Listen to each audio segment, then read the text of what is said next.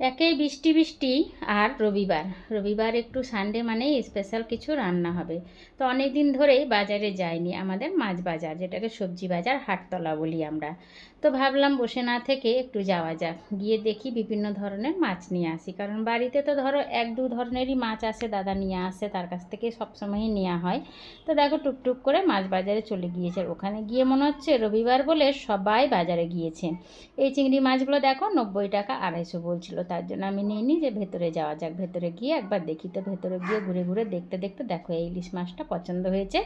1400 টাকা কেজি ছিল, আর এই দাদার কাছে আমাদের বরাবর মাছ নেওয়া হয়। এদিকে দেখো একটু সবজি নিয়ে নিয়েছি, বিভিন্ন ধরনের সবজিতে অনেক কিছু ছিল, সেগুলোও তোমরা পরের ব্লকে অবশ্যই দেখতে পাবে।